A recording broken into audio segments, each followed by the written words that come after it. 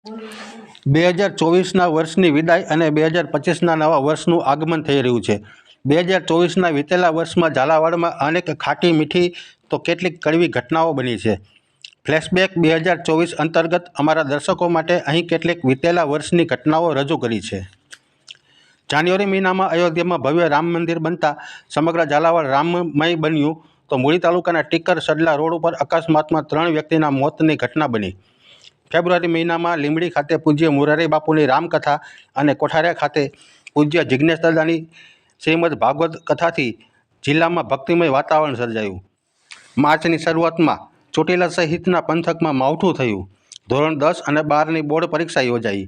લોકસભાની ચૂંટણી જાહેર થઈ તો એપ્રિલ મહિનામાં લોકસભાની ચૂંટણી માટે કોંગ્રેસમાંથી ઋત્વિક મકવાણા અને ભાજપમાંથી ચંદુભાઈ સિહોરાના નામની જાહેરાત થઈ। પ્રચાર વેગીલો બન્યો।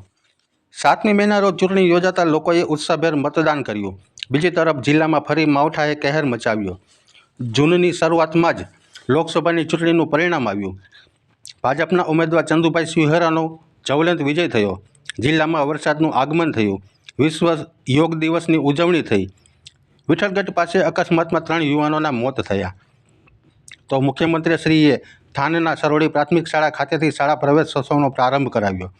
જુલાઈ મહિનામાં સુરસાગર ડેરીના ડિરેક્ટરોની ચૂંટણી યોજાતા ભાજપના મેન્ડેટ ધારક ઉમેદવારોનો વિજય થયો। જિલ્લામાં વિધિવત વરસાદનું આગમન થયું તો ઓગસ્ટ મહિનામાં વિશ્વ સિંહ દિવસ સ્વાતંત્ર્ય દિવસની ઉજવણી થઈ। સુરેન્દ્રનગરવાસીઓની વર્ષો જૂની જે માંગણી હતી તે સિટી બસ સેવા શરૂ થઈ। બીજી તરફ જિલ્લામાં સાબેલાધાર વરસાદ થયો। સુરેન્દ્રનગર વઢવાણ ધ્રાંગધ્રાના જન્માષ્ટમીના મેળા બંધ રહ્યા તો સપ્ટેમ્બરના માસમાં તરણેતરનો મેળો યોજવાનો નિર્ણય કરાયો।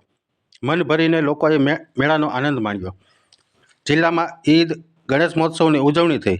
મૂળી તાલુકાના ભેટ ગામે વીજળી પડતા 30થી વધુ ઘેટાના મોત થયા। સરા તરણેતર રૂપાવટી ગામમાં પણ વીજળી પડવાથી અબોલ જીવના મોત થયા। લખતર તાલુકાના ઢાકી ગામે ફાયરિંગની ઘટનામાં બાળકનું મોત થયું। ઓક્ટોબર મહિનામાં નવરાત્રિ પર્વની ભાવભેર ઉજવણી કરાઈ। પદ્મશ્રી ડૉક્ટર જગદીશ ત્રિવેદીને રક્તતુલા કરવામાં આવી।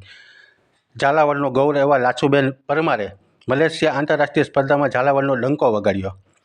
નવેમ્બર માસમાં ચોટીલા હાઈવે પર ગમખ્વાર અકસ્માતમાં સિયાણી ગામના 4 મહિલાના મૃત્યુ થયા તો ડિસેમ્બર માસમાં પોલિયો રસીકરણ અભિયાન, અરવિંદભાઈ આચાર્ય જન્મ શતાબ્દી વર્ષની ઉજવણી, 2 મિત્રોની દીક્ષા, વૈજ્ઞાનિક પ્રદર્શન જેવા કાર્યક્રમો યોજાયા। લોકોએ કડકડતી ઠંડીનો અનુભવ કર્યો। લખતરના નામદોર ઠાકોર સાહેબ બલભદ્રસિંહજીનું નિધન થયું। Jhalawad federation of trade and industries દ્વારા ગ્લોબલ ઝાલાવાડ મેગા એક્સપો યોજાયો।